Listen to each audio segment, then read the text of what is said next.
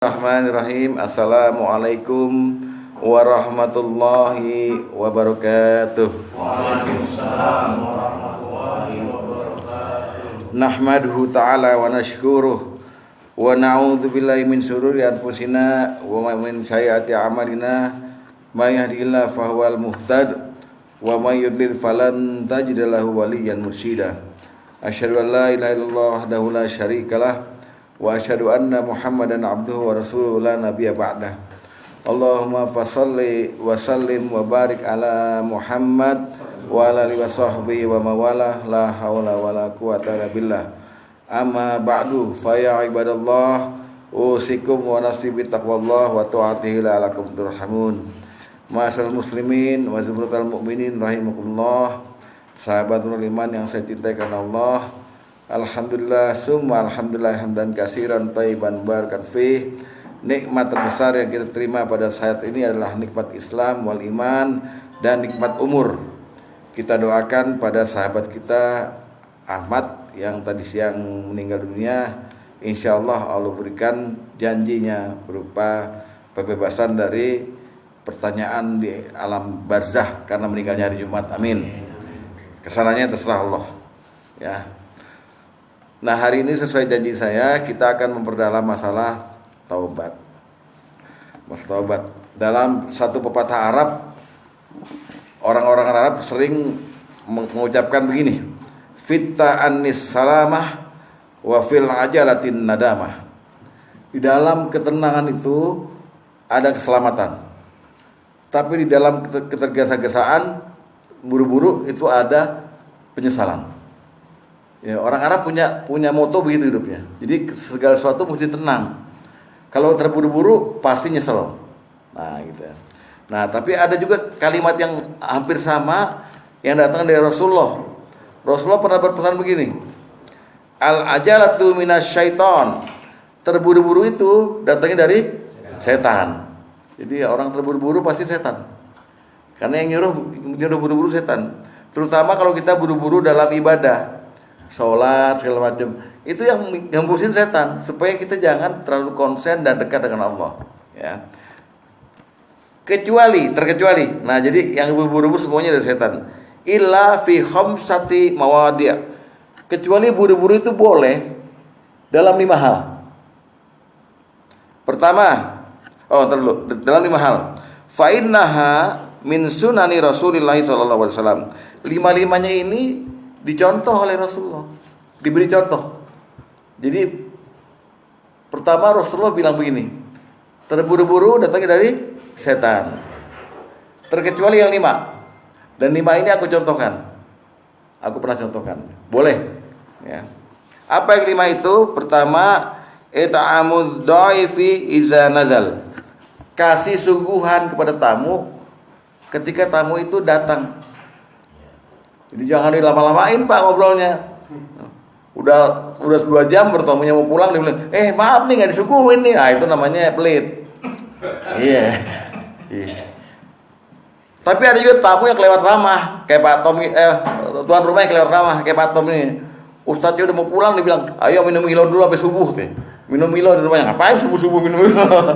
Jadi terburu-buru yang boleh pertama kali adalah ketika ada tamunya itu belum duduk juga langsung keluar tuh air sama kue kalau bisa, ya. Apalagi banyak tamu nih kayak Ridho, tapi tamu yang datang bayar sih dia.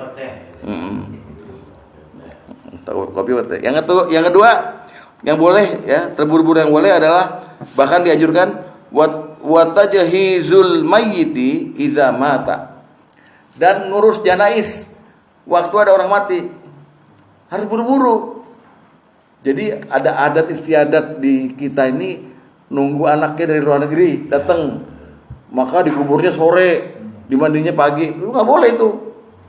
Menurut Islam itu mayit yang mati segera mandikan, ya, segera mandikan, kafani, sholatkan, dikuburkan. Itu yang kedua. Idza mata. Yang ketiga, watazwijul binti atau bikri kalau di hadis lain, iza balaghat, dan nikahin anak gadis kita kalau udah waktunya. Ya, jadi dia udah haid dan dia udah ditanya sama kita udah ada pilihan, maka cepet-cepet nikahin. Kalau nggak dinikahin, kata Rasulullah di hadis lain, akan ada bencana di rumah tanggamu itu. Fitnah yang datang ketika ada pacarnya anak kita ngapel sampai jam 2 malam, ada kita padahal. Tapi tetangga kan nggak tahu ada kita. Taunya ini anak ngapain tuh ngapel malam. Lebih baik menghindari fitnah, maka nikahkan anak perempuan udah balaghot, udah sampai ya. Maka itu harus diburu-burukan. Ya.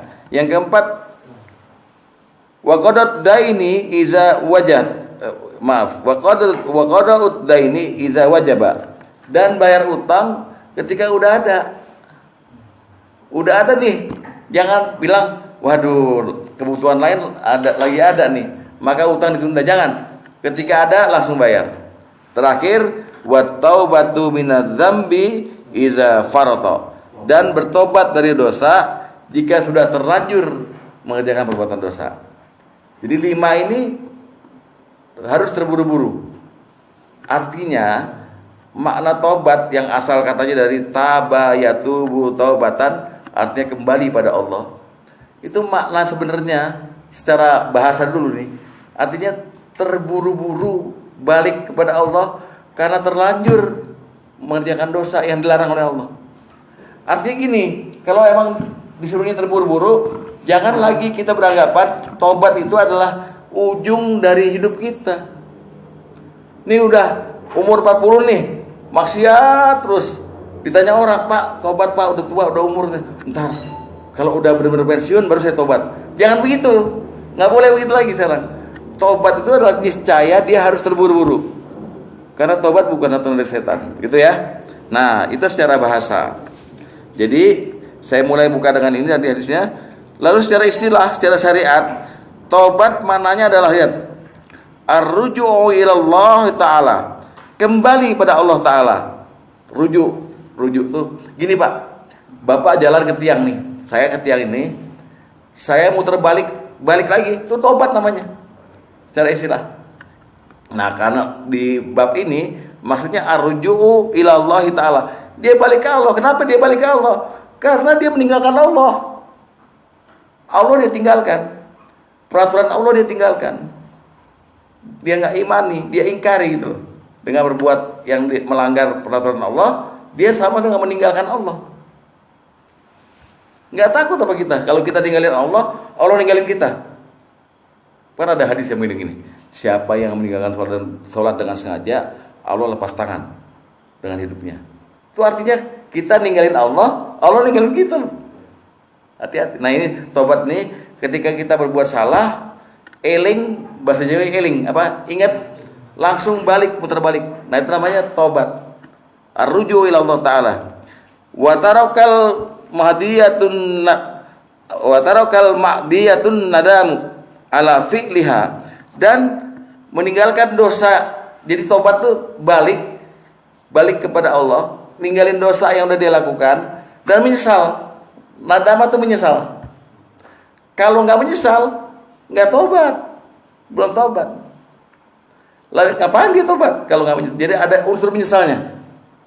Nah, di sini baru kita bilang, di sini banyak orang memisahkan antara istighfar dengan tobat. Sebenarnya satu bab itu. Walaupun Allah dalam menerima istighfar, mengampuni orang, dengan menerima tobat, itu punya 2 pangkat. Allah punya 2 sifat. Dua nama agung. Satu Al-Ghafur, satu At-Tawwab. Innallaha wa ghafurur rahim atau innallaha huwa tawwabur rahim gitu. Tapi dua-duanya sama karena tobat itu pasti minta diampuni dosanya dengan kembali. Sedangkan istighfar hanya minta ampunan dosa tapi belum tentu kembali. Oleh sebab itu, catat baik-baik. Tobat tanpa istighfar 0. Istighfar tanpa tobat 0. Satu paket ya.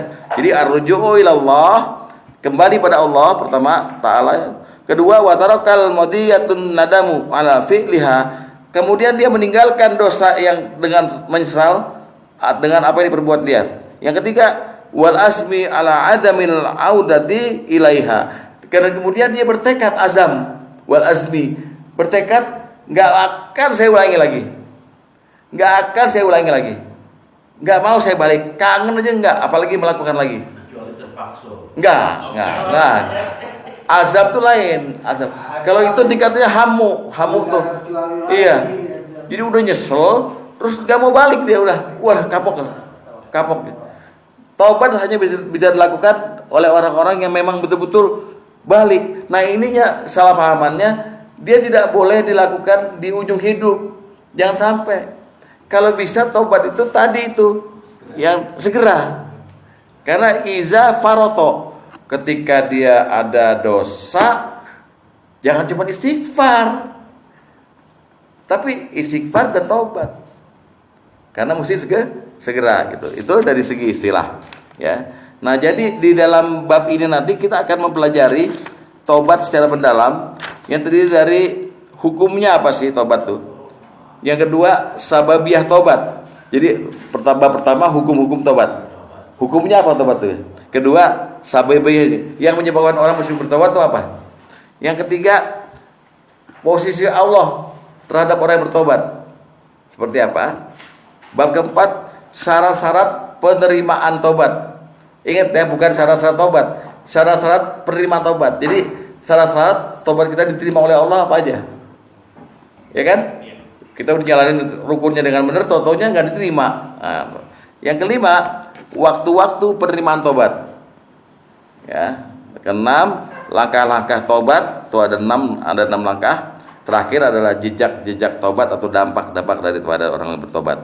Nah, kita mulai sekarang. Kalau udah tahu bahwa tobat itu dari kata-kata taba yatubu taubatan, sama dengan roja ya ruju rojaan, artinya kembali kepada Allah dengan meninggalkan dosa yang telah dilakukan dengan perasaan menyesal dan bertekad tidak akan mengulangi lagi. Itu artinya tobat. Ya, udah jelas. Semua jumhur ulama udah sepakat. Sekarang kita lihat hukumnya. Hukumnya tobat itu kalau dalam kitab-kitab yang masyhur, wahia wajibatun ala kulli muslimin. Tobat itu wajib bagi tiap muslim yang melakukan.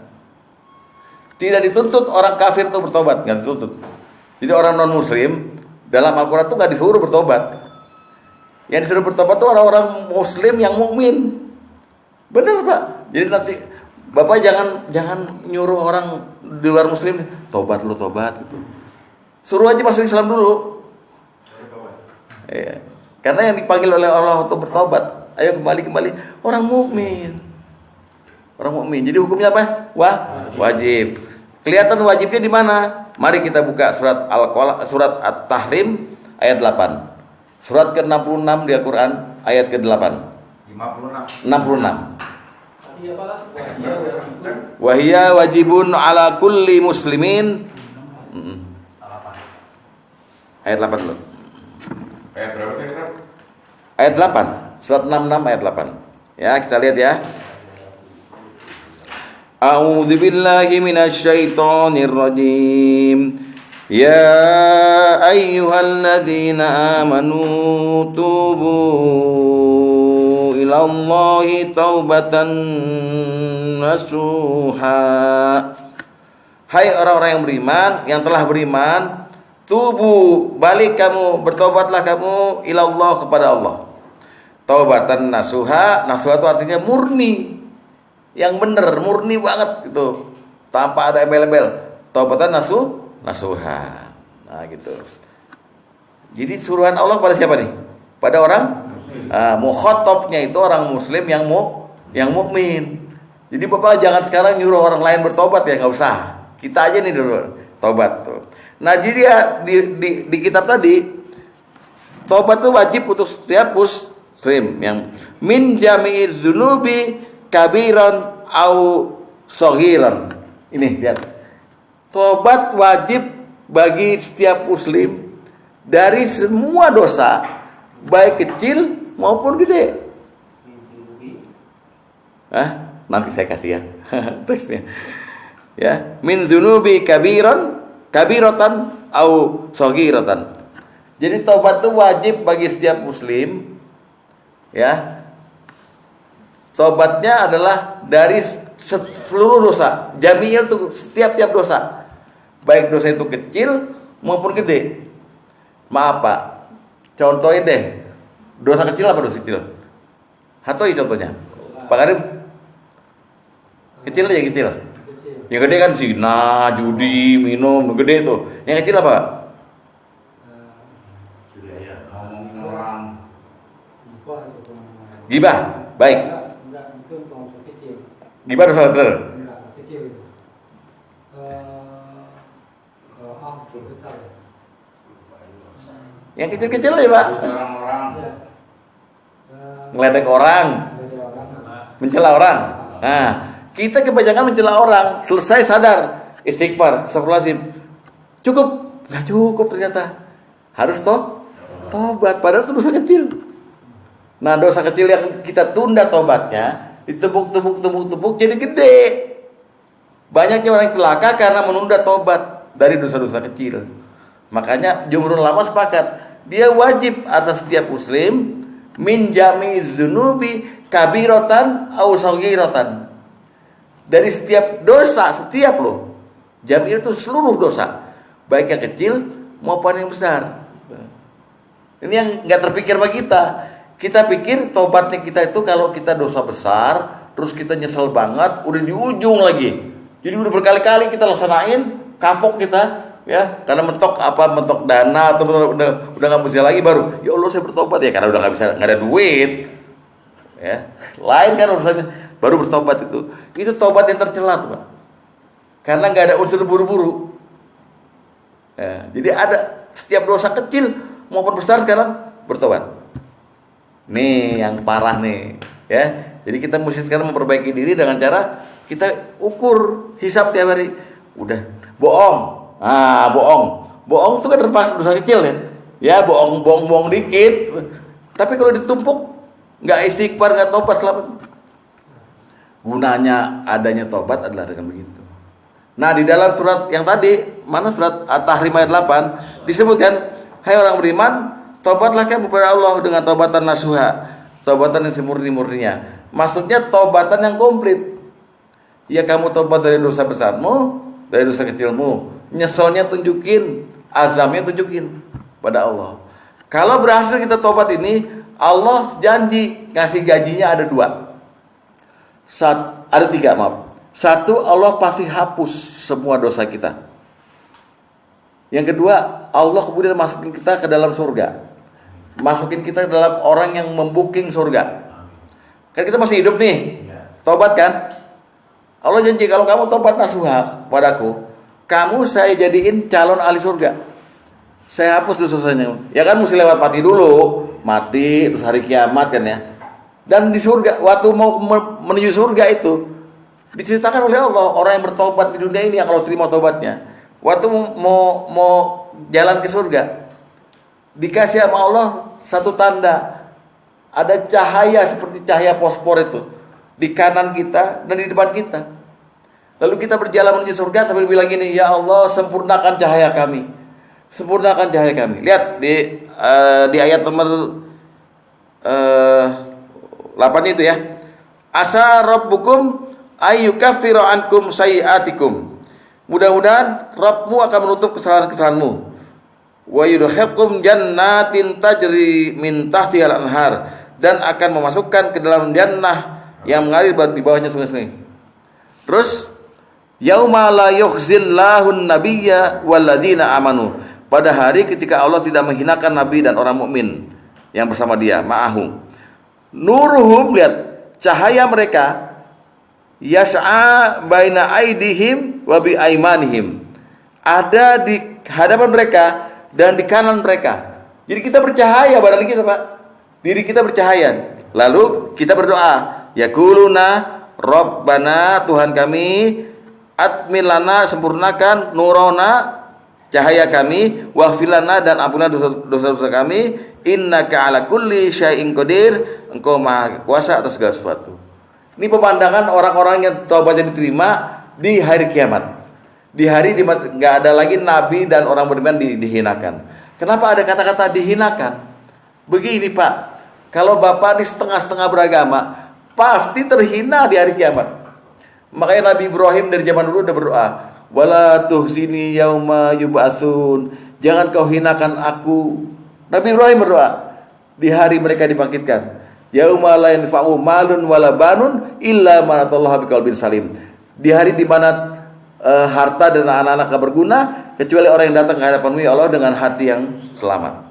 Jadi hari itu hari yang hina buat orang-orang yang beragama gak sempurna. Nah, khusus orang bertobat di hari itu, jalan kita menuju surga, Allah bilang, saya ampuni kamu semuanya. Dan kamu semuanya masuklah ke surgaku. Gak usah dihisap lagi. Orang udah tobat kok. Gak usah dihisap. Lalu kita berdoa, ya Allah sempurnakan cahayanya. Cahaya kami. Nah, apa dimaksud dengan cahayanya itu? Apa dia tanda? Ternyata Pak, melihat ayat ini dan melihat bahwa Allah itu nurun ala nur. Kalau Bapak buka surat An-Nur, Allah tuh cahaya di atas segala cahaya. Ya kan, kamis jajan apa segala macam tuh, ya, kamis bah, seperti lampu mercusuar segala macam. Ada di An-Nur ini. Allah cahaya. Kita tuh dapat cahaya dari Allah selama ini berupa hidayah. Artinya kalau kita bertobat, kita masuk ke pintu tobat tuh sama dengan kita neken tombol lampu kita sendiri, Pak. Kalau orang ada dosa, dalam kacamata Allah atau malaikat pun melihat, itu gelap. Nah, di hari kiamat kita udah terima tobat kita, sama dengan kita neken tombol dari Allah. Krek, sempurnakan cahaya kami, terang langsung. Calon lagi surga. Mau nggak begitu, Pak? Mau. Insya Allah keturutan, amin. Karena cuma modal itulah kita bisa nggak tersentuh dengan azab Allah. Di padang mahsyar, di apa namanya, yang jembatan antara Siratal Mustaqim ya, yang satu rambut belah 7 itu ya. Itu kan letaknya di bawahnya neraka, di ujungnya surga. Nah, orang-orang yang udah bertobat lolos saya sambil berdoa itu, sempurnakan cahaya kami, dikasih cahayanya. Menunjukkan bahwa orang bertobat itu ternyata adalah orang yang kembali mentauhidkan Allah. Lihat baik-baik nih. Al-Baqarah berkata, Allahu waliyul ladzina amanu. Allah itu walinya orang-orang beriman. Yukhrijuhum minaz zulumati ilan nur. Yang mengeluarkan orang-orang dari kegelapan menuju pada cahaya siapa? Cahaya Allah. Paham ya? Jadi kalau orang bertobat, dia neken sendiri tombolnya dia supaya dia jadi terang bercahaya. Cahaya itu datangnya dari Allah. Berarti dia kembali bertauhid. Ya Allah, saya berazam tidak akan pernah saya lakukan lagi ini. Saya menyesal ya Allah. Allah senang. Ya sudah, saya ampuni kamu. Itu filosofi bertobat seperti itu. Jadi bukan cuma sekedar Bapak duduk istighfar terus saya menyesal, nggak begitu. Lihat di balik itu ada apa. Nantinya kalau saya diterima tobat saya jadi salah satu member surga, Pak. Dan nanti saya akan bahas di babak berikutnya. Surga yang Bapak kepengen itu jenisnya macam-macam, bukan cuma 8. Untuk Bapak yang sifatnya begini, ada di sini kaplingnya begini gitu. Ya, itu tobat. Lalu ada perintah juga dari Nabi SAW yang bunyinya begini, ya ayuhan nasu, wahai manusia. Nah sekarang Nabi itu mukhatabnya pada manusia. Dimungkinkan mukhatab ini bukan hanya untuk orang Islam, tapi kalau Nabi berkata ya ayuhan nas dalam kelompok khusus sahabat-sahabat doang, ya sama. Sebetulnya Nabi ingin menunjukkan ini kepada orang mukmin aja. Ya ayuhan nas, wahai manusia, tubu ilallahi, bertobatlah kepada Allah. Fa inni, sedangkan aku atubu fihi, bertobat padanya, al yaumi ilaihi mi'atan marrah, sehari 100 kali. Jadi Rasulullah nyuruh kita bertobat, lalu membandingkan diri kita dengan beliau nih. Hai manusia, tobatlah kamu pada Allah. Sedangkan aku aja yang maksum, dijaga dari dosa, bertobat sehari 100 kali. Maksud kamu gak tobat-tobat gitu. Nah ini mengandung unsur buru-buru tobat, ayo manusia gitu. Ya. Jadi jangan dianggap enteng nih perintah bertobat. Maksudnya kita disuruh sadar segera untuk bertobat. Sadarnya adalah minta petunjuk kepada Allah. Ya Allah, ajari aku cara bertobat kepadamu. Wa husni ibadat itu cara bertobat. Gimana cara bertobat? Nah, nanti ketemu di tahajud Bapak, di witir Bapak. Ya Allah, ini segera nih saya mesti bertobat. Karena saya yakin kita semua, bahkan saya yang mungkin lebih banyak dosa dari Bapak sekalian itu, pasti ada lupanya, pasti ada khilafnya, ada dosa-dosa dari kita yang belum kita taubatin, yang belum kita azam untuk balik lagi. Kan sometimes kadang-kadang nih kita mungkin dulu yang suka minum, suka judi, suka perempuan.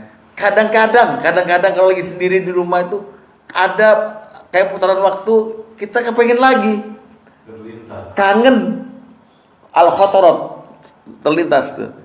Wah, itu yang bahaya. Untuk itu diperlukan langkah tobat dengan azam dan menyesal, nadamah, menyesal. Jangan nekat menyesal tuh gini. Menyesal tuh lawannya nggak menyesal, ya kan? Nggak menyesal tuh ada dua unsurnya. Satu bangga, dua puas. Beginian, gue udah puas. Semua merek udah gue coba. Brandy, Johnny Walker, apa lagi yang kurang? Jadi puas dia bilang, terus dia bangga. Syahri ini gue perawanin. Syahri ini berapa duit tuh? Nah, bangga, puas. Jangan salah balik. Mesti keluar air mata sambil bilang, ya Allah nyesel aku goblok banget, bodoh gitu. Iya, ekspresif ya. Doktoral ya. Di sini nggak ada yang bisa. Ya ada sombong dikit lah. Gitu. Bukan dulu, ada nomor 2. Mahmud bilang sekolahnya udah gue lewatin. Itu bangga tuh. Bangga kan? Puas. Pak Ustadz, nanti ada bahasan ini nggak? Kita tahu nggak doa kita tuh diterima apa enggak? Tobatan kita diterima apa enggak? Oh iya, Ada. bisa tahu ada. Mungkin di minggu depan ya Pak Bosi. Ya, karena yang Pak Ustadz terangin ini kan di yaumil akhir nanti baru Iya. tobatan, tobat tidak diterima kita Iya. percaya. Betul. Tapi kan di masa hidup kita harus tahu diterima kan. Iya. Ya, buka hadis nomor 2. Nomor 1 udah dibahas tadi. Nomor 2 aja langsung. Dari Abu Burdah, dia berkata, aku pernah mendengar Aghar memberitahu pada Ibnu Umar bahwasanya Rasulullah SAW bersabda, ya ayuhan nas, tubu ilallah, wahai manusia, bertobatlah kepada Allah. Fa inni atubu fil yaumi ilaihi mi'atan marrah. Karena aku bertobat kepadanya 100 kali dalam sehari. Jadi tadi ada perintah dari Allah di At-Tahrim ayat 8, hai orang beriman, bertobatlah dengan tobat nasuha. Ini perintah dari Rasulullah. Nah, ada lagi hadis yang senada tapi bukan perintah. Coba lihat hadis nomor 6. Hadis nomor 6, lihat lagi. An Abi Hurairah qala Rasulullah SAW. Dari Abu Hurairah dia berkata, Rasulullah SAW bersabda, inni la astaghfirullah, aku sesungguhnya senantiasa beristighfar kepada Allah, wa atubu ilaihi, dan bertobat kepadanya, fil yaumi, dalam sehari, mi'ata marrah, 100 kali.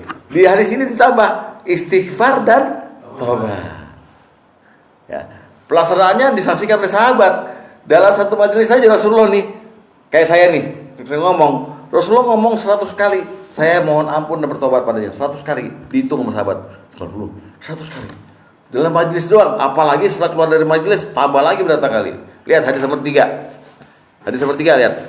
Prakteknya seperti itu. Dari Ibnu Umar dia berkata, sungguh jika kami hitung dalam sekali pertemuan dengan Rasulullah SAW, beliau mengucapkan sebanyak 100 kali bacaan Rabbi firli wa tubu alayya innaka antat tawwabur rahim. Tuhanku, ampunilah aku dan terimalah tobatku, sungguhnya kau maha penerima tobat lagi maha penyayang.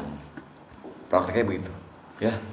Jadi tegas ya udah ya, hukumnya wajib, perintahnya jelas dari Allah dan dari Rasulullah. Alhamdulillah sampai sini pasti tidak ada pertanyaan kan? Masih jelas ya?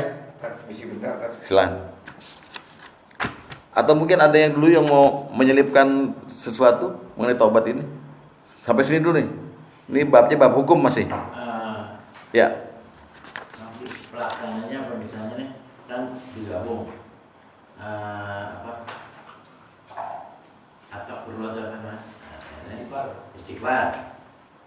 Setelah istighfar apa dengan bahasanya ya Allah aku bertobat atas perbuatanku hari ini apabila ada gitu kan atau yang lampau gitu. Boleh sekali itu.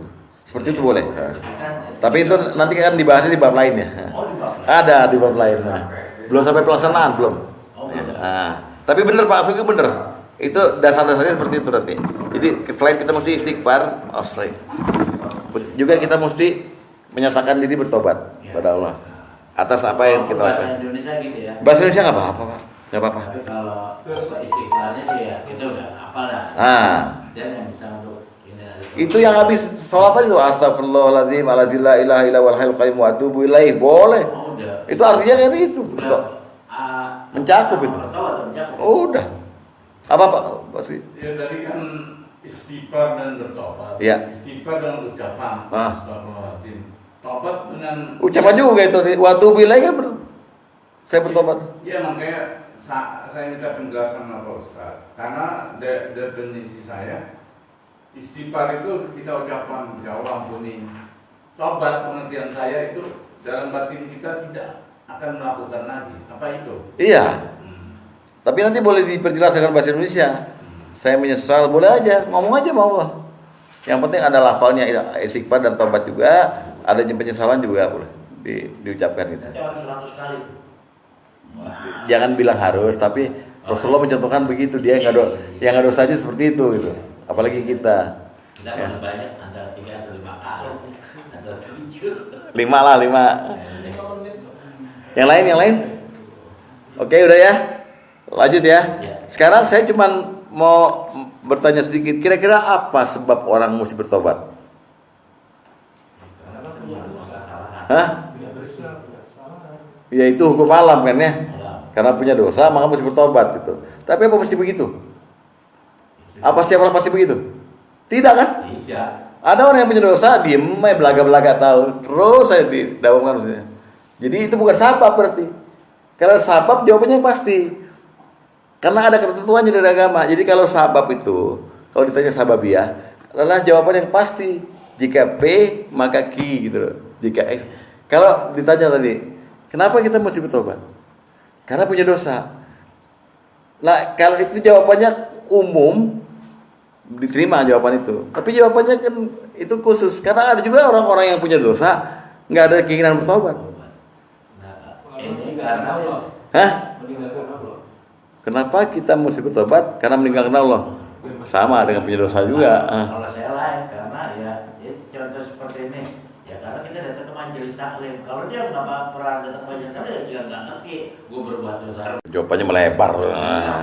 Jadi begini Pak, kalau Nabi pernah nggak bilang begini? Kalau jadi pembunuh itu jadi pembunuhlah yang baik, ya kan? Kalau engkau mau membunuh, jadilah pembunuh yang baik gitu ya. Kalau bunuh orang adalah karena sebab yang hak, ya kan? Boleh dong. Orang Islam membunuh orang Islam tapi karena sebab yang hak. Misalnya orang itu murtad, orang itu kelihatan berzina, maka boleh dibunuh kan? Atau kalau membunuh binatang, mengasah pisaunya yang benar. Nah begitu pula ini. Kalau jadi pendosa, orang yang banyak dosa, jadilah pendosa yang baik. Nah Rasulullah ngomong apa soal ini? Coba lihat baik-baik. Kullu bani Adam khatta'un. Setiap bani Adam berdosa. Wa khairul khatta'ina tawwabun. Dan sebaik-baik orang pendosa, gitu, adalah orang yang bertobat. Jadi sebab orang bertobat itu karena dia pengen jadi yang terbaik, jadi pendosa yang baik, pendosa yang jadi ahli surga. Itu sebabnya mesti kita ambil tuh. Jadi kalimat Rasulullah diambil di situ. Khairul khatta'ina tawwabun. Sebaik-baik orang yang berdosa adalah orang yang mau bertobat. Karena ada orang berdosa nggak mau bertobat, ada. Dia merasa benar. Gua posisi gua benar. Walaupun yang dilakukan dosa. Tapi kalau dia benar, orang yang begini dibilangin nggak bisa. Kupingnya tertutup. Fi qulubihim maradun. fazadahum marad, ya kan? Dalam hatinya ada penyakit. Gitu. Belum dapat hidayah Pak Ustaz. Lah iya maka itu. Jadi sabab utama kita mesti bertobat adalah kepingin di hadapan Allah menjadi makhluk yang berdosa yang baik, yang terbaik, yaitu orang yang kembali dari dosa menuju kepada Allah. Wa khairul khata'in at-tawwabun. Hadis nomor 5. Hadis nomor 5. Masuk sababiyah berarti ini ya. Sababiyah. Udah itu doang sababiyahnya. Ya. Hadis nomor 5 saya bacakan ya. Ya, baik-baik. An-Nasin anna Nabi sallallahu alaihi wasallam qol. Dari Anas bahwa Nabi sallallahu alaihi wasallam bersabda, kullu bani adama khata'un. Setiap anak Adam itu bersalah atau berdosa. Wa khairul khata'inat tawwabun. Dan setiap sebaik-baik orang yang bersalah atau berdosa adalah mereka yang mau bertobat. Nah, kita pindah ke bab berikutnya. Sekarang kita masuk ke dalam bagaimana posisi Allah dalam menanggapi orang yang bertobat. Babnya posisi Allah dalam menanggapi orang yang bertobat. Pertama, catat baik-baik pertama ya. Satu, Allah menerima tobat dan memaafkan segala kesalahan. Sekarang dia lagi nulis pendaftaran. Allah menerima tobat dan memaafkan semua dosa. Intinya menerima tobatnya dulu ya.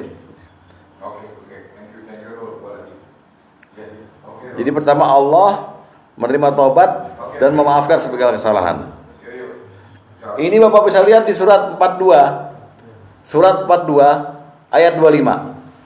Posisi Allah yang pertama, Allah menerima tobat dan memaafkan segala kesalahan. Bukalah surat 42, surat Asy-Syura. Asy-Syura apa Syura? Asy-Syura ayat ke-25. Ya. A'udzu billahi minasy syaithanir rajim. Wa huwal ladzi yaqbalu at-taubata 'an 'ibadihi wa ya'fu 'anis sayyi'at wa ya'lamu ma taf'alun. Wa huwal ladzi yaqbalu at-taubah, dan dialah yang menerima taubat min an ibadih, dari hamba-hambanya, anis sayyi'at ya, dan wa ya'fu anis sayyi'at, dan memaafkan kesalahan-kesalahan. Wa ya'lamu ma taf'alun, dan Allah juga mengetahui apa yang kamu kerjakan. Di sini ada hukum seolah-olah gini. Kalau Bapak belajar ilmu kalam, ilmu hikmah, kalau Allah bilang Allah menerima tobat tuh maksudnya Allah mewajibkan dirinya untuk menerima setiap tobat. Soalnya di atas ada perubahan, itu hak Allah. Misalnya nanti Allah kan bisa aja nggak menerima tobat kan, ya kan? Bisa aja nggak menerima tobat kan? Bisa dengan syarat tertentu. Nanti kita gugat kan, loh di Al-Quranmu dibilang engkau menerima tobat dari semua kesalahan. Iya, itu aku. Tapi aku juga bikin peraturan, aku bisa saja tidak menerima tobat, gitu loh. Ya, jadi ini hukumnya jelas bahwa pertama posisi Allah menerima tobat dan memaafkan segala kesalahan. Maka jadikan ayat ini sebagai magnet supaya Anda bersegera bertobat. Kalau Bapak buka Ali Imran 133, kan disebut itu wasari'u ila maghfiratin mir rabbikum wa jannah arduha samawati wal ardu uiddat lil muttaqin. Wasari'u itu, dan bersegeralah kamu ke dalam ampunan Tuhanmu dan surga. Artinya segeralah tobat. Satu. Kedua, posisi Allah menerima tobat dengan rasa gembira. Jadi Allah punya sifat gembira juga. Gembira itu dalam kaitan begini. Allah punya rasa ridho pada orang yang bertobat, rasa senang, bahagia banget gitu. Bapak lihat hadis nomor 8. Buka hadis nomor 8.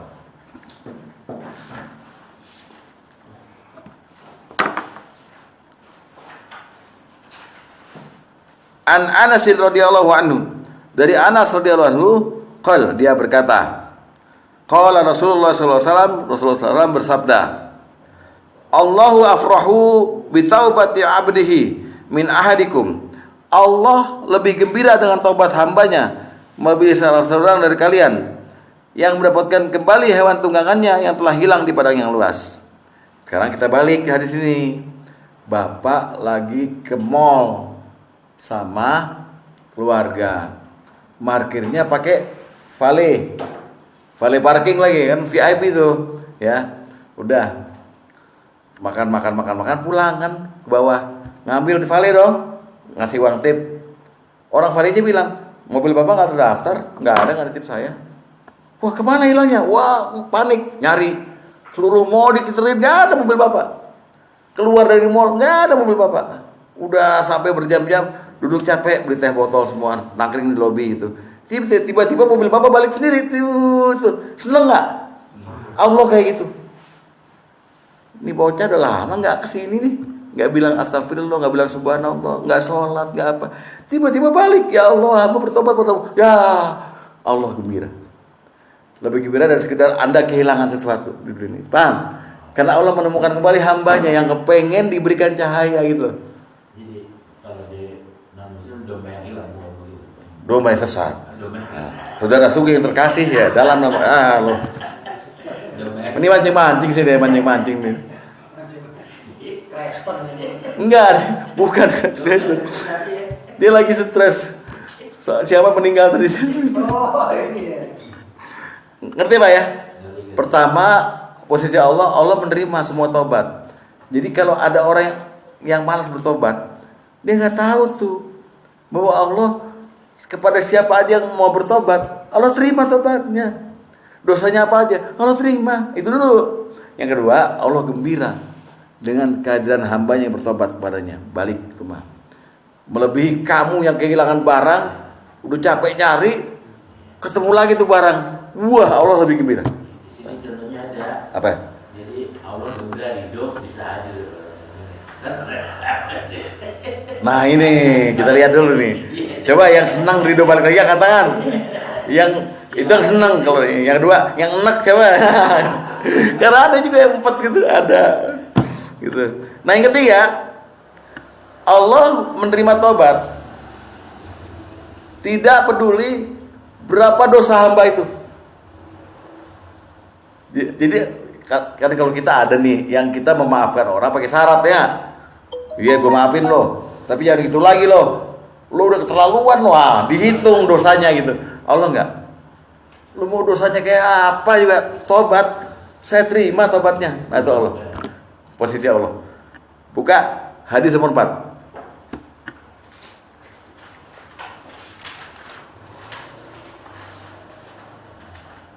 An Abi Hurairah an Nabi sallallahu alaihi wasallam. Dari Abi Hurairah dari Nabi sallallahu alaihi wasallam beliau berkata, "Lau akhta'tum hatta tablugha khatayakum sama," langit ya. "Summa tubtum lataba alaikum." Jika kalian melakukan kesalahan dan kesalahan kalian itu banyaknya sampai mencapai langit, saking banyaknya dosanya, kemudian kalian bertobat, lataba alaikum, niscaya Allah akan menerima tobat kalian. Allah gak peduli. Kalau kita maafin orang masih mikir-mikir loh. Iya bini gue digodain, gila kali deh. Tuh kan gue kan lakinya, gak hormat dia. Orang yang udah minta maaf, tetap aja. Lo aduh lo anjing lo, kayak gitu kan. Kita pakai anjing sial kan, anjing lo. Bini lo. Ya, pakai apa monyong-monyong kayak anjing juga gitu. Jadi orang yang suka marah tuh ya kayak anjing gitu. Ya. Kalau Allah menerima tobat walaupun dosa hambanya itu setinggi langit. Pak, Bapak kalau naik pesawat bisa ketaruh sama awan tuh. Kalau Bapak udah minimal 1000 kaki. 1000 kaki itu sama dengan 330 meter, Pak. Ya kan? 1000 kaki, 330 meter. Baru ketemu awan tuh. Nanti maksimalnya Boeing 737-800 36.000 kaki atau sama dengan 12.000 meter, 12 km. Itu tertinggi itu. Segitu aja deh. Dosa kita segitu kan orang bilang keterlaluan, Pak. Dosa banyak amat sampai segitu. Ini Allah bilang sampai setinggi langit. Nggak apa-apa, asal kamu bertobat, saya terima tobatmu. Enteng. Yang tidak nebeng. Enggak ya. Nggak nebeng. Yang berdosa ikut sama dia apa enggak? Memang tobat bisa nebeng. Nah, bab terakhir. Ya maksudnya bab terakhir di hari ini. Ya itu tadi kan posisi Allah bab ketiga tuh kalau salah. Ya, bab keempatnya syarat-syarat penerimaan tobat. Bukan syarat-syarat tobat ya. Syarat-syarat tobat kita diterima. Ya. Jadi bukan syarat-syarat bertobat apa aja belum tentu di depan. Syarat-syarat penerimaan tobat. Ya. Nah. 1. Dosanya diperbuat karena kita bodoh. Bodoh itu maksudnya ngukurnya nggak tahu hukum, hawa nafsu diduluin hawa nafsunya, nggak tahu hukumnya, nggak tahu risikonya, itu bodoh. Dosanya dibuat karena bodoh dan langsung bertobat. Ketika ingat langsung bertobat. Nah, itu udah diterima. Jangan ditunda dulu. Misalnya ini, malam minggu kita minum-minum 2 botol, mabok segala macam itu. Sadar gitu, wah hajar subuh nih. Tapi karena masih ngantuk, gampang lah.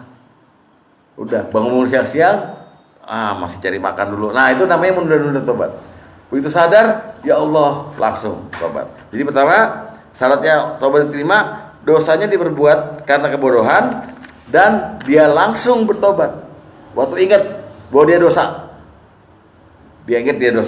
langsung bertobat.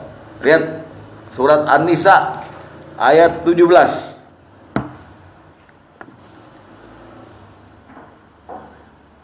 An-Nisa ayat 17.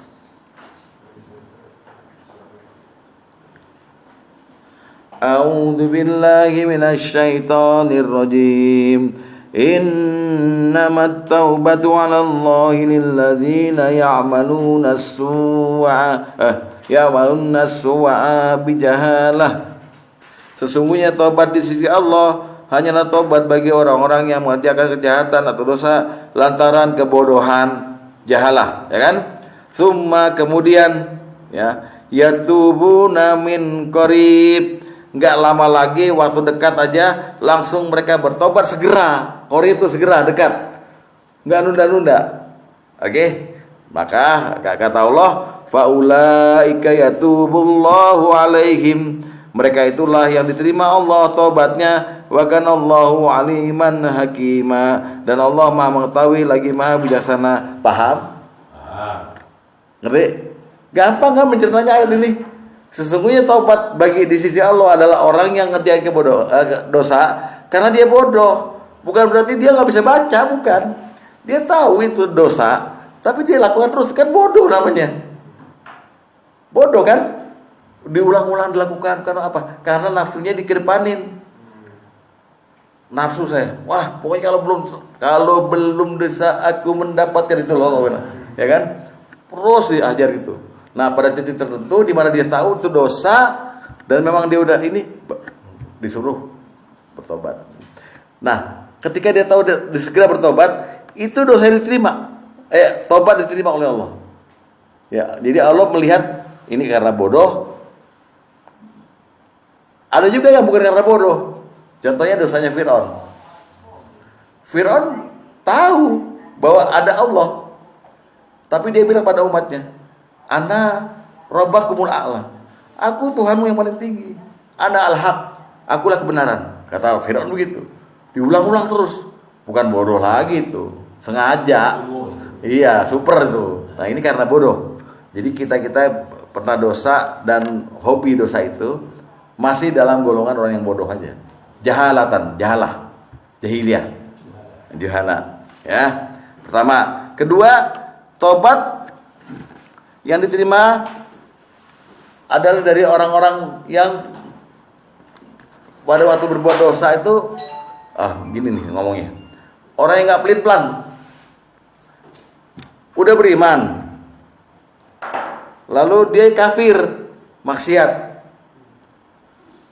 Lalu dari kan udah beriman nih, udah pinter dong, kafir maksiat 2-3 kali, bukannya balik lagi beriman, nambah kafir lagi, nikmatin lagi. Akhirnya yang tadinya dia jadi ahli ibadah, masuk jadi ahli maksiat.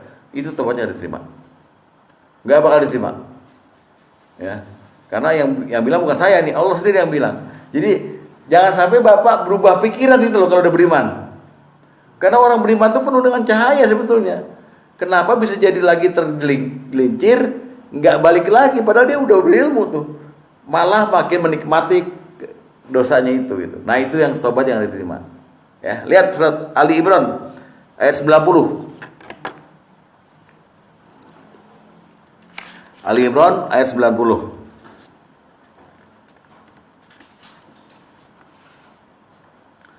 A'udzu billahi minasy syaithanir rajim.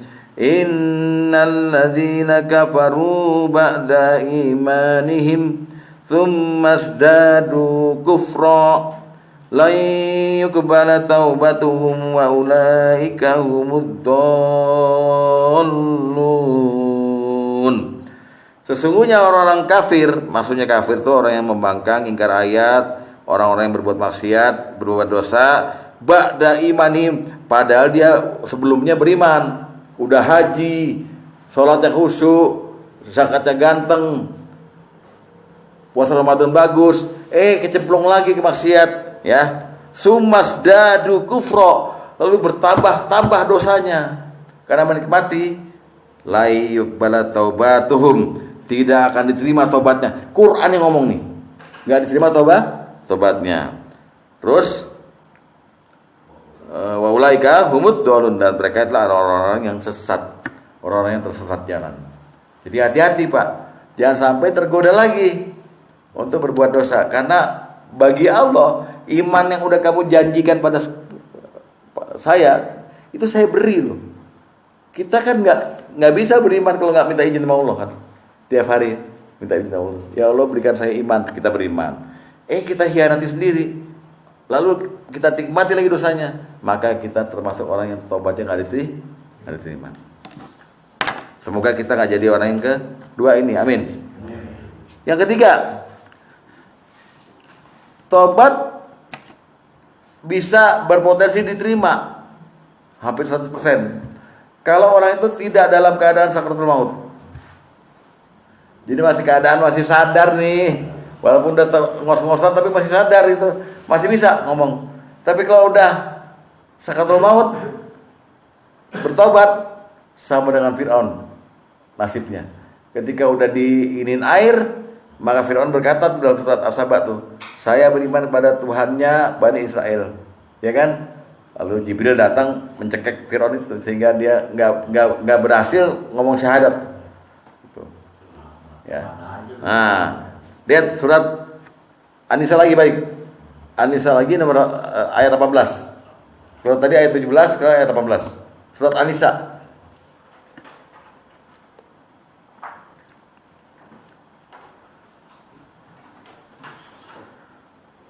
Walaisatit taubah lilladzina ya'maluna sayyiati hatta idza hadara ahadahumul maut.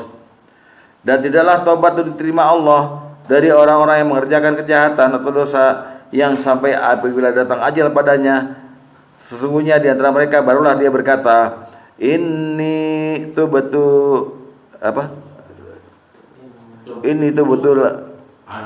Ana ya, sungguhnya saya bertobat sekarang. Dan tidak pula diterima tobat orang-orang yang mati sedangkan mereka dalam kekafiran. Bagi orang itu telah kami dari siksa yang pedih.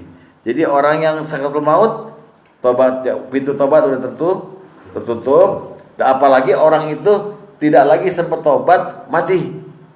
Entah dalam keadaan murtad, dalam keadaan minum-minum, keadaan apa semuanya, berbuat dosa dan kafir, mati. Tobatnya nggak diterima, nggak bisa tobat lagi. Jadi hati-hati ya, ujungnya tobat tuh lagi sehat. Makanya itu yang namanya Nabi bener, iktanin khamsan qabla khamsin, jagalah 5 sebelum datang 5, wasihataka qabla saqami, jagalah sehatmu sebelum datang sakitmu. Maksudnya itu tobat lagi sehat. Jangan tunda-tunda, ya. Lihat hadis nomor ke-7. Hadis nomor 7, lihat.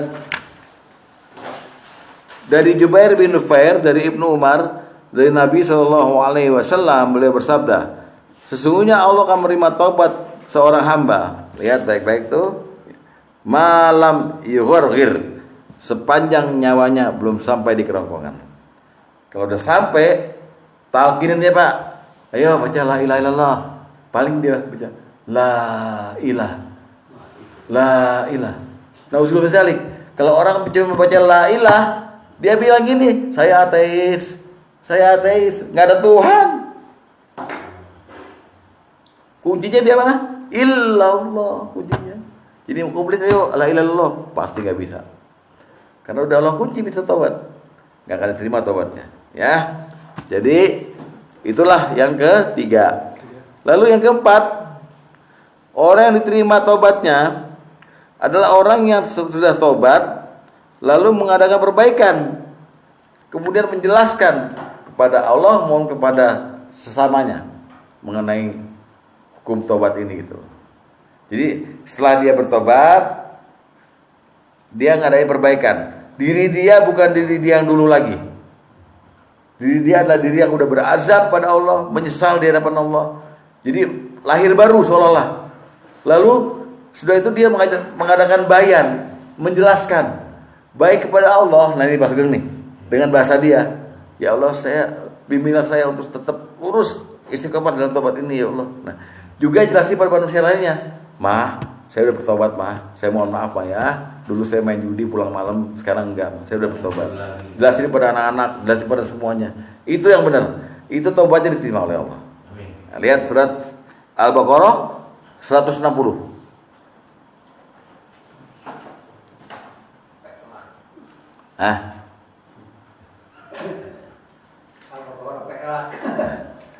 Ayat berapa tadi? 160.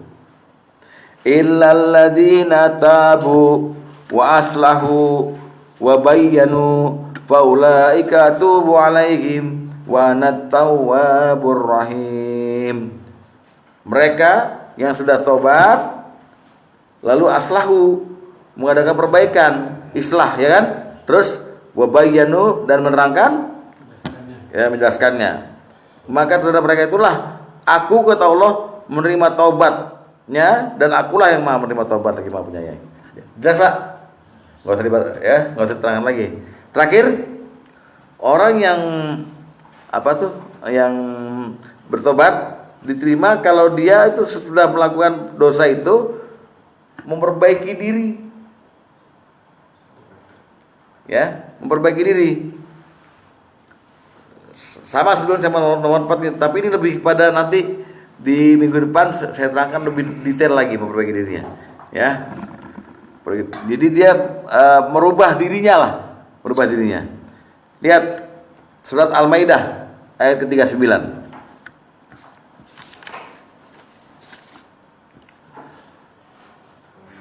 Faman taba mim ba'di zulmihi wa aslaha, barang siapa yang bertobat sesudah melakukan kejahatan itu, di sini mencuri kan ya, wa aslaha, dan memperbaiki diri, fa innallaha yatubu alaihi, maka sungguhnya Allah menerima taubatnya. Innallaha ghafurur rahim, Allah Maha Pengampun lagi Maha Penyayang. Di sini memperbaiki yang di nomor 5 ini juga memperbaiki hak-hak manusia lainnya yang udah dirugikan, ya kan? Dia bertobatnya pada Allah, tapi kan ada juga menyinggung manusia lainnya nih, apa yang dia buat nih dosanya, maka dia kembalikan haknya, entah dengan minta maaf, entah dengan mengembalikan harta yang diambilnya, dan sebagainya semuanya. Jelas sempurna tobatnya, maka Allah bilang, aku terima tobat mereka itu, perbaikannya. Nah, sampai sini dulu pada hari ini, karena minggu depan kita lanjutkan lagi, masih ada beberapa bab lagi. Yang jelas hari ini kita sudah menggarap makna taubat, ya. Kemudian dari matul itu hukumnya apa? Dari hukumnya itu kita lari kepada sababiyah taubat, kemudian posisi Allah dalam menanggapi taubat, dan terakhir adalah syarat-syarat penerimaan taubat. Semoga ada manfaatnya. Usikum nasibu taqallah. Wassalamualaikum warahmatullahi wabarakatuh.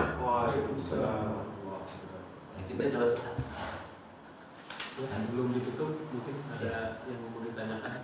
ini biasa nggak tuh, biasa dia sholatnya nggak di musola atau masjid, Ya. itu datang kan, wah udah tobat lu. Bagus. Pertanyaannya betul. Iya, tapi kalau orang itu nggak ngerti mana tobat, sialan ngomong dosa. Dia Udah tobat. nggak apa-apa itu. Buat hiburan nggak apa-apa. Udah tobat lu. Kan dia jalan apa aja. Apa Pas?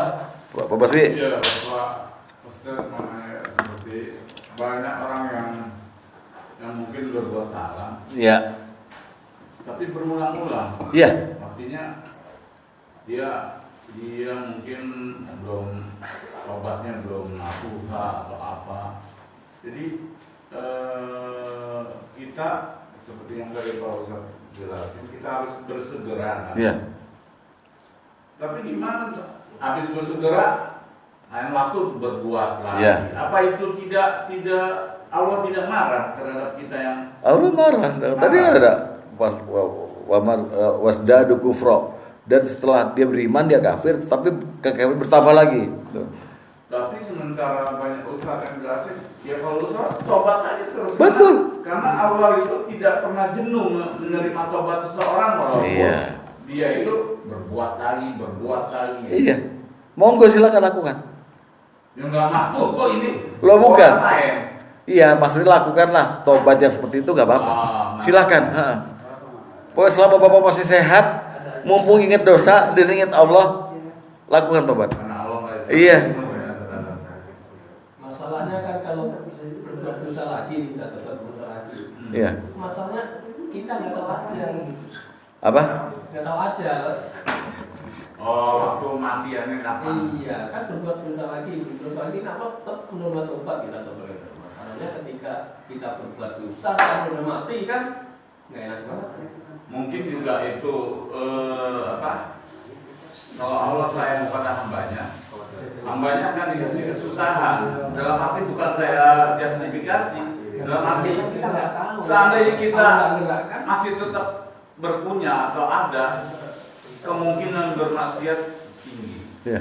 Tapi kan mungkin karena kita state keadaan yang seperti itu ya mau nggak mau. Terpaksa jadi karena Bukan terpaksa. terpaksa juga karena ini Allah, artinya kita disayang.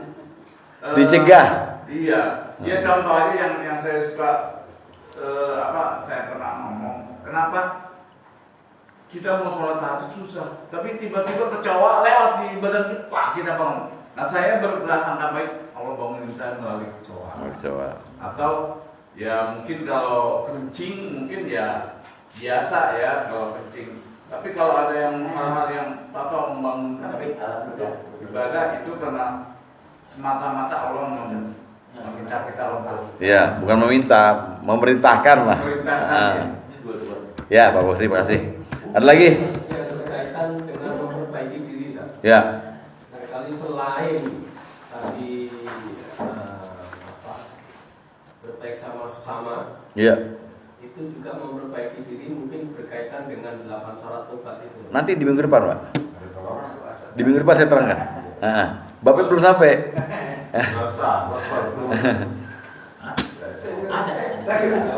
Kecepatannya 20, saya udah 40 ini.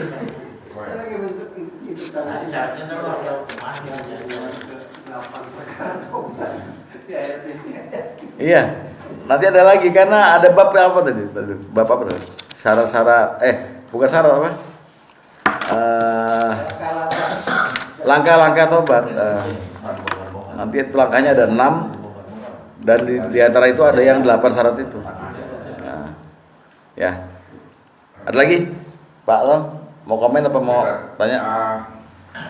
Saya melihat permasalahannya adalah mungkin bagi kebanyakan, kecuali mungkin orang yang udah berilmu, Ya. bahwa dia tidak sadar bahwa itu dosa atau tidak. Ya. Ya. Mungkin yang kental atau dosa besar mungkin dia tahu. Ya. seperti mencuri, membunuh, zina, ya kan, atau minum khamar gitu loh kan.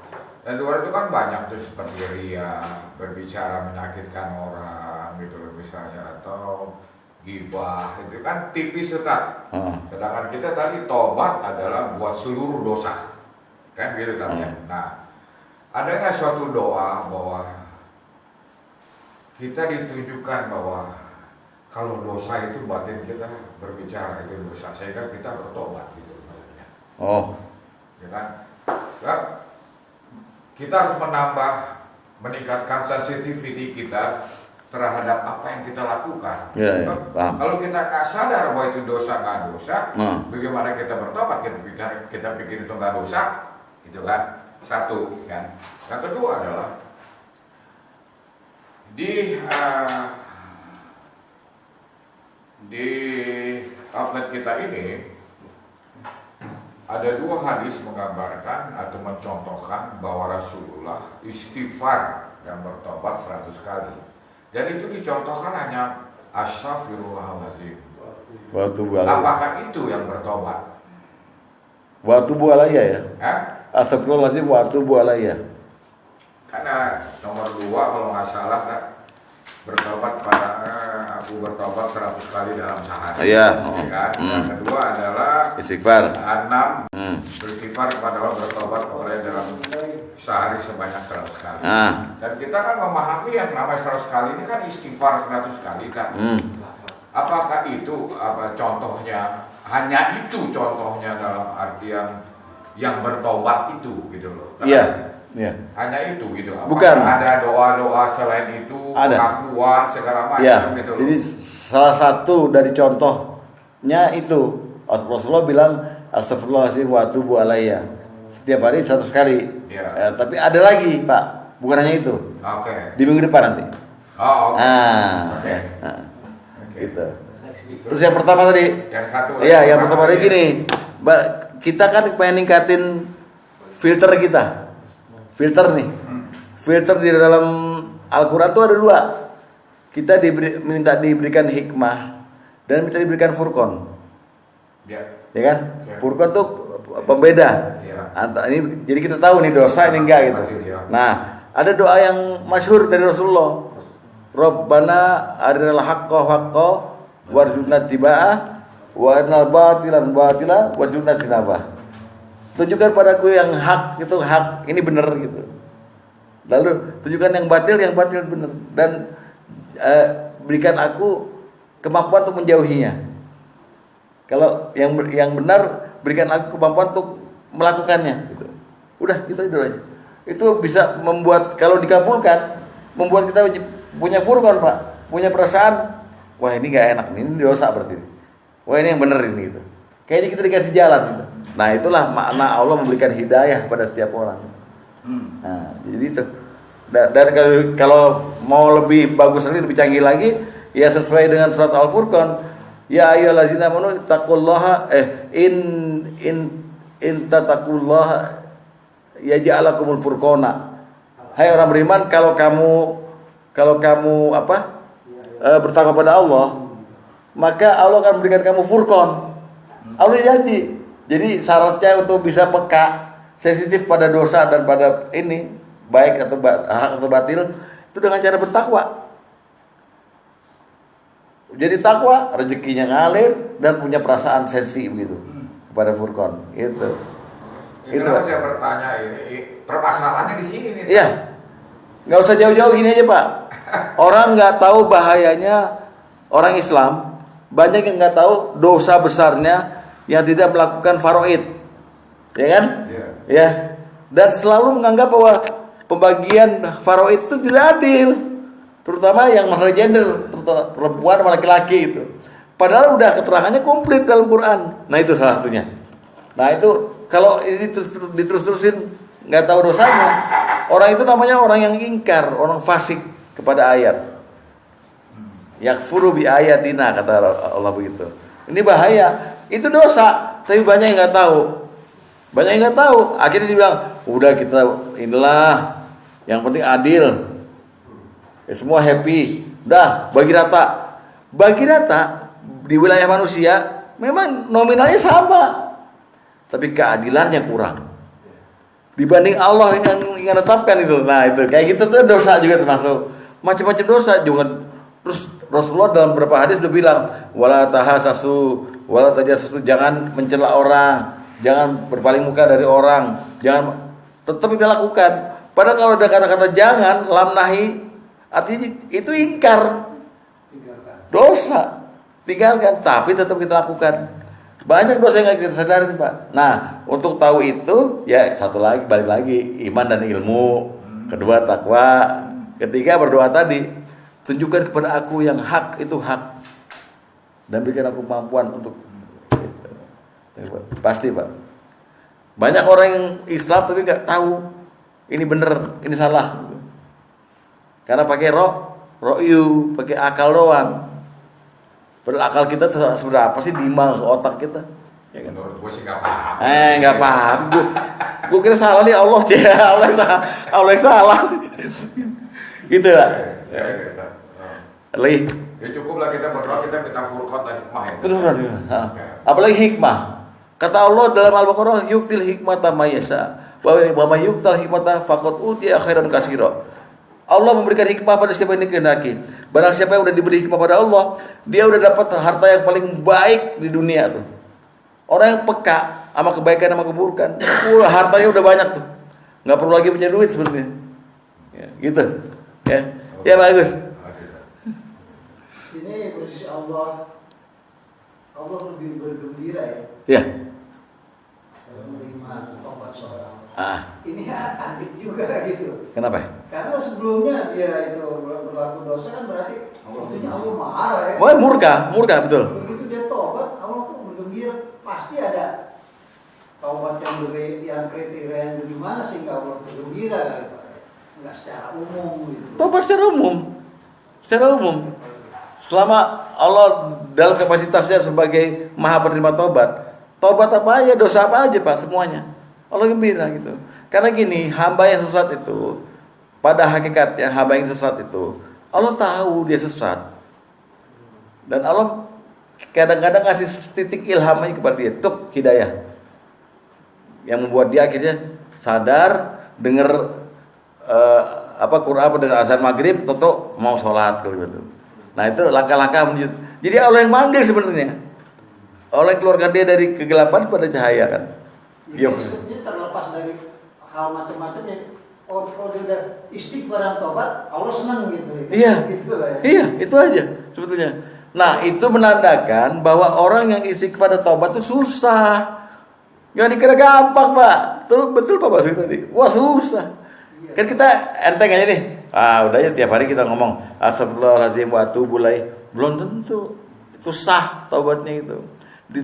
Tanpa disertai dengan nadamah tadi, penyesalan, dan kemudian al-azmi, benar-benar bertekad, ini bukan mainan saya nih, ini bukan barang saya lagi nih, gitu. Tapi memang Pak, kalau dikembalikan lagi, kalau ada orang yang udah pergi gitu, lama kita nggak ketemu, kita senang. Coba kita teman Ridho aja senang Pak ya. Itu ente kan? Kan gue udah nanya paling enak siapa ya gitu. Iya. Di rumah ada saudara itu. Semua YouTube di komen dikasih tanda hati. Apa? Insya Allah, alhamdulillah. Gila diundang sama Dede, nggak ada bilang insya Allah hadir, nggak ada. Tenang. Ya gue undang selalu Pak Kiai, Bunda Tengah. Udah berapa kali insya Allah hadir, kagak bisa hadir. Ya itu dia.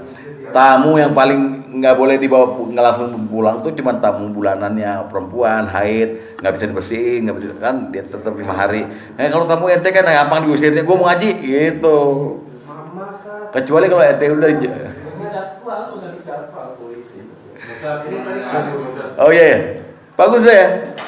Udah, sip. Gimana? Iya, yang saya sempat dengar ada ibadah umat Islam yang 60 tahun nggak diterima 100 tahun Terus? Apakah itu salah satu tandanya dia beribadah tetapi tidak berbuat baik terhadap sesama, atau gimana Pak Ustaz? Kalau ibadahnya selama 100 tahun sebutlah tidak diterima sama Allah.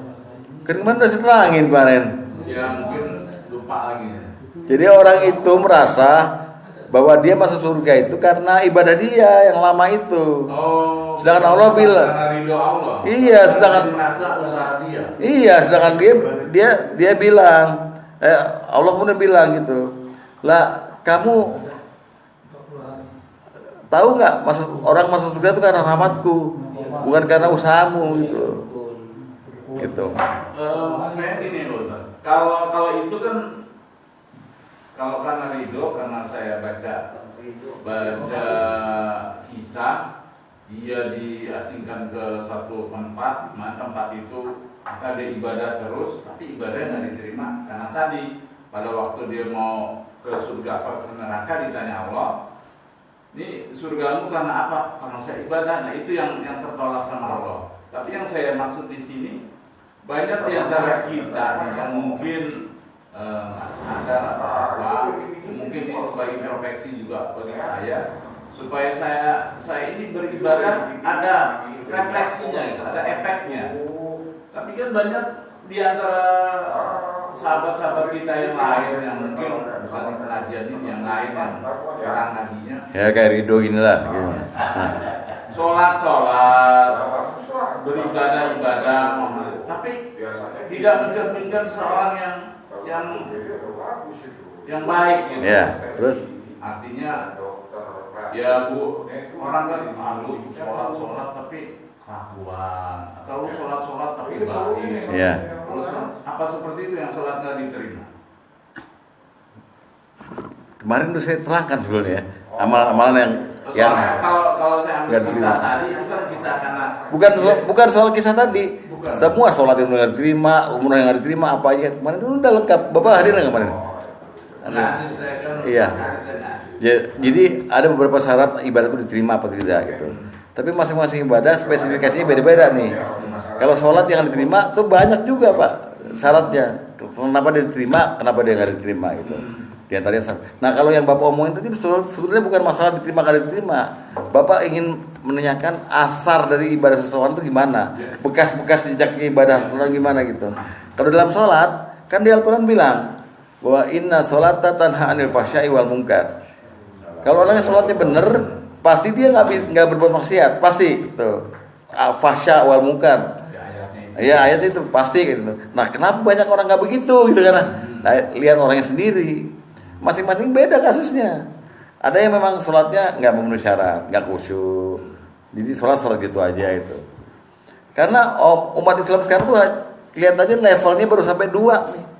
Sholat sebagai kewajiban dan sholat sebagai kebutuhan. Boleh, tapi level rendah itu. Bapak kan sholat merasa kan ini kewajiban saya, maka Bapak laksanakan. Setelah Bapak laksanakan, Bapak bilang dalam hati, saya sudah melaksanakan kewajiban. Betul itu boleh. Yang kedua, sholat sebagai kebutuhan saya. Karena Allah nggak butuh sholat kita yang butuh Allah, ya kan? Makanya kita sholat. Betul juga. Tapi saya bilang itu level rendah. Level yang paling tinggi adalah sholat Bapak adalah sebagai kehormatan dari Allah yang Allah berikan kepada Bapak. Kita nih bisa sholat sekarang dari keadaan normal gini. Saya aja nih yang lagi masih seperti sulit bagi orang yang nggak mau sholat Pak. Karena Allah tidak memberikan dia jalan keluar dari kesesatannya. Kita diberikan tiap hari. Makanya kita dengar ajan mau sholat, mau berjamaah. Ini luar biasa tuh nikmatnya. Nikmat Islam wal iman itu, ya kan? Nah itu yang harus disyukuri. Gitu. Kalau mau berbekas, jadikan kita bilang ya Allah, saya dapat kehormatan besar untuk bisa beribadah. Makanya Nabi bilang Allahumma aini ala zikrika wa syukrika wa husni ibadatik. Ibadahku nih gantengin ya Allah, cakepin supaya engkau terima gitu. Gitu Pak. Jadi usaha kita gimana caranya supaya kita ibadah ini bukan cuma sekedar kewajiban, tapi memang kita dapat kehormatan. Bisa haji, bisa umroh, bisa bayar zakat, bisa wah luar biasa. Bisa taklim di sini. Emang berapa ribuan di luar sana yang nggak taklim? Ada yang terima tamu, ngambil jimat apa? Misalnya nih. Bisa. Iya. Saya jelas. Sekarang Terus udah belum? Udah sip. Udah, Ya. nah tadi Ustaz keburu-buru sama nggak masih gerak gitu. Sama dong. Sama. Ente tadi bilang keburu-buru ada perbuatan sehat. Ya.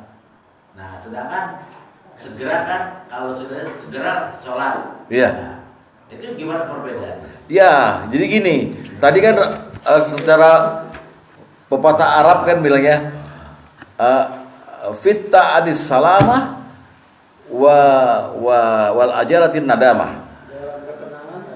Ada keselamatan dan di dalam keterburuan ada penyesalan. Ya, kemudian Rasulullah bilang al ajalatu minas syaitan.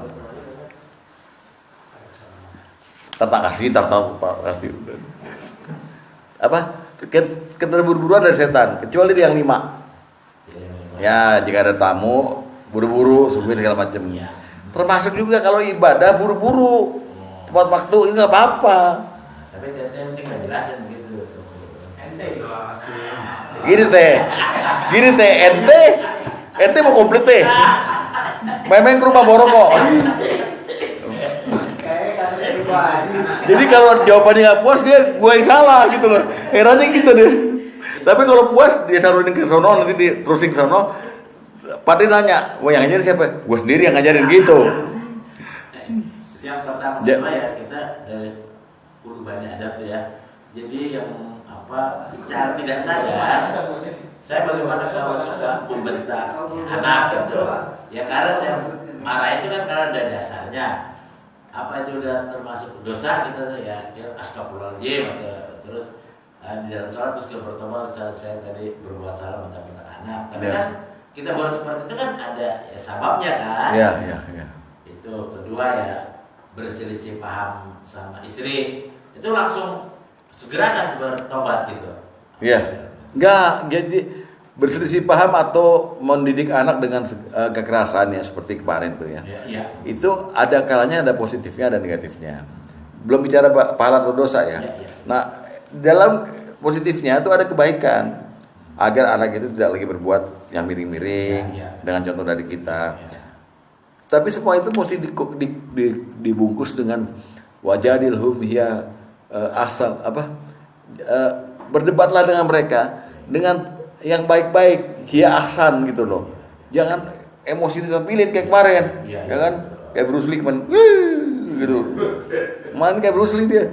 Lawan si Aban. Jadi boleh Pak, cuma frekuensi Bapak aja ini dikit. Nah, maksudnya langsung kita ya kan bukan lagi emosional tuh langsung kita bertobat. Bisa. Bertobatnya sah diterima kalau Bapak habis itu juga mengembalikan hak-haknya dia. Dia kan ada malunya juga di depan orang. Bapak bentar gitu, istri juga itu minta maaf juga sama istri. Maaf ya Ma, maaf ya Ban gitu. Biar komplit Pak sekalian. Gitu. Udah? Selama ini setiap lebaran sampai lebaran belum pernah tuh kita istri maafin saya ini. Udah dimulai. Makanya kalau panjang umur. Dimulai. Ada lagi yang lain? Ustaz, Ya. ini Silakan Pak Dro. relate dalam keseharian. Terkadang terjebak dengan keadaan yang membuat kita tuh terpaksa berbuat dosa. Contoh gini, Ustaz. Ridho pernah di masa ketika Di mana? Ridho pernah di masa ketika Masa ya? Di waktu di mana di masa? waktu ketika Ridho terlibat dengan perbankan, yang mana Ridho tak bisa riba. Tapi pada saat itu tidak ada pilihan karena itu profesi yang lagi dijalani dan sesuai dengan kontrak. Apakah sekiranya riba itu kan salah satu dosa yang nggak kecil, nggak ringan gitu kan? Karena banyak banget ayat dan hadis yang menguatkan bahwasanya itu unacceptable, nggak bisa diterima lah gitu. Dan itu yang menyebabkan banyak amalan-amalan kita yang tertolak, bahkan menjauhkan diri kita daripada ridho dan rahmat Allah. Tapi pada saat yang sama, alhamdulillah ada hidayah yang istilahnya membuat ridho itu senantiasa bertobat, selalu dijaga, dipelihara, dan itu konteks yang istilahnya ketidakberdayaan dengan keadaan. Itu menurut Ustaz tuh pada saat itu tobat yang itu tuh posisi gimana Ustaz? Ya. Ibaratnya itu berlumpur dosa tapi tetap memohon ampunan gitu. Karena diri kita bersih, tapi Ya. kita masih yang ngubur. Sebetulnya ridho atau kita semua tidak berhak kemudian menghukum diri kita sendiri bahwa kita dosa kalau ilmunya belum komplit.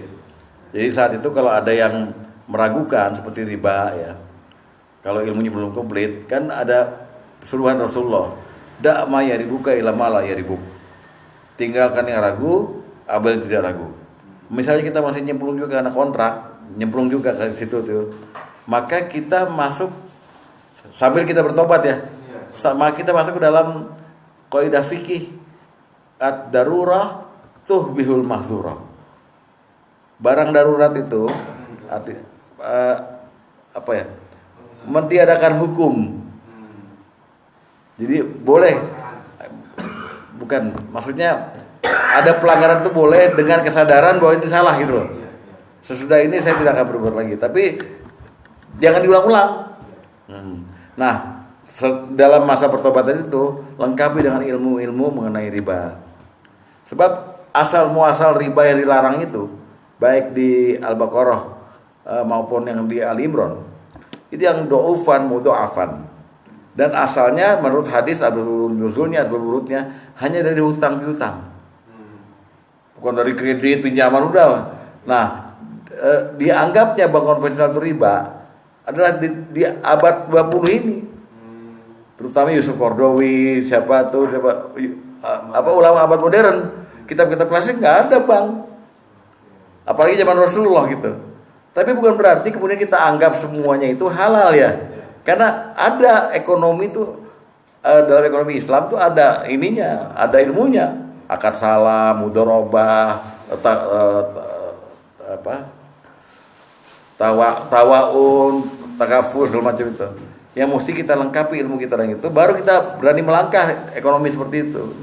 Selama belum tahu, kita jangan cepat-cepat bilang ini riba, pasti ini saya dosa nih, lalu minta ampun itu. Berarti maksudnya kan bodoh ya Ustaz? Iya, iya. Nah, dipakai dengan yakin. Kalau memang udah yakin, wah ini nggak benar nih, ya tinggalkan. Tapi kalau nggak bisa tinggalkan, maka berbesar hatilah dengan ad-darurah tuhbihul mahdzurah. Saya lagi darurat nih. Sama dengan ini, kehati-hatian Anda tuh seperti almarhum Pak Haji Tio ini. Beliau nyuruh istrinya keluar dari Bank Niaga. Kerjanya di Bank Niaga tadinya kan, sebagai ya, keluar karena menganggap gajinya itu adalah serpihan riba gitu. Saya kira juga itu terlalu terburu-buru gitu, kalau tidak pakai ilmu, ya kan? Karena gini, kiasnya adalah sebetulnya dalam kasus khamar misalnya. Diharamkannya khamar dan berlaku dosanya bukan hanya pada yang minum. Pemetik anggur 10, pemeras, penempel botolnya, penuang ini ya, yang bawa kurirnya, sampai yang minumnya, sampai yang nemenin di mejanya. Nah itu pertanyaan selanjutnya, itu pernah di satu situasi yang mana nganterin tamu Iya. dari perusahaan, Ah. yang mana dia, udah tolong nganterin saya ke tempat hewan yang enak. Iya. Nah, saya tahu tempat yang dituju itu tempat Iya. dugem gitu, Iya. minum atau paling maksiat. Ah. Dalam hati, aduh ini kena nih gue nih, walaupun itu cuma di mobil nungguin dia pulang jam 2 pagi. Iya, tapi yang nunjukin kamu tempatnya. Maksudnya Ustaz, Iya. ya nganterin itu karena Ngantri nunjukin, tahu soalnya kan? dia yang tahu. Iya, enggak, itu tahu kan? Tahu tempatnya. Ah. Karena request ibarat kata bos lah gitu kan. Iya.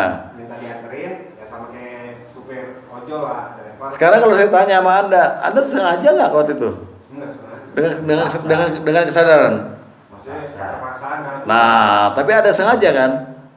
Nggak mau ada unsur muta'amidan gitu loh. Nggak bisa kayak Hamzah, kayak siapa yang lihat kemungkaran langsung pergi, saya tinggal, nggak bisa kan gitu kan? Nah, oleh sebab itu Anda dalam posisi yang lemah. Bodohnya 2 kali, jahil murokab gitu loh. Kenapa terjun di situ sekalian? Kalau mau tinggalin, kalau mau konsisten istiqomah. Kalau enggak ya udah berdosa gitu. Nah, itu yang perlu ditobatin sekarang ini. Oh, alhamdulillah, syukurlah. Maksudnya dulu itu dalam kondisi selesai off gitu kan, maksudnya tukang jemur kan. Ah. Nah, ketika lembur itu jam 5 sore dia minta dianterin ke kamar di Oke, yang mana itu tahu KP itu tempat pengumuman, tempat dugem lah ya. Dan tungguin jam menurut kamu saya hitung gitu kan, margin 200.000. Udah, tak apa, bos pasti. Udah tunggu jam 2, tapi sepanjang nunggunya ini ya itu aduh ini kecipratannya. Kalau dulu ribetnya 8 golongan, sekarang dijelasin sama jadi 10 golongan. Kecipratan bagian daripada yang itu. Cipratan mesti. Dari tip itu ngerasa wah ini kan bagian daripada itu. Udah nggak nyampe ke rumah saat di tongkrongan. Ya. Maka yang seperti maksiat seperti itu pasti berbekas kepada yang lain. Contohnya minum tadi kan. Contohnya juga zina misalnya. Zina itu kalau misalnya si PSK-nya, pelacurnya itu diantar oleh orang, tukang pukul dan supirnya menuju tempat itu. Tukang pukul dan supirnya secara agama adalah pendukung kegiatan zinanya itu. Ya kan? Asyirku fi syarri syarru. Berserikat dalam kejahatan sama dengan jahatnya itu gitu. Tapi tidak dalam riba. Di situ letaknya bedanya. Nggak bisa gitu, karena riba tuh bukan barang hidup. Dia barang non aktif, barang nggak ada yang jiwanya, nggak ada pelakunya itu. Tapi status nilai dia gitu. Oleh sebab itu mesti ditelaah dulu. Ini riba bukan, ini riba bukan. Karena riba kalau dibahas pintunya 70. Pintu riba 70. Dan pintu riba yang kesekian itu bukan pada kegiatan ekonomi, pada kegiatan ceramah begini, syafaat. Ini saya memberi syafaatnya sekarang. Syafaat lalu saya minta uang, honor. Itu saya masuk pintu riba tuh. Bingung nggak jelasinnya? Nah, jadi kita mesti belajar komplit. Baru tahu ini dosa apa enggak gitu. Gitu dah. Nah sementara insya Allah Allah menerima tobat kita semua. Termasuk tobat ridho. Apapun dosanya gitu. Yang jelas kalau kita udah mulai nyesel dan ada kesadaran untuk itu berarti Allah udah memberi hidayah pada beliau. Ya, demikian. Ada lagi? Yang lebih riba lagi, tadi kan katakan riba. Yang lebih riba lagi, ya orang udah ketahuan begini, yang pada nggak ngerti, udah datang capek-capek, yang datang sekian. Nggak ada honornya. Ya itu mah. Teacher itu. Oke deh, ditutup dulu deh.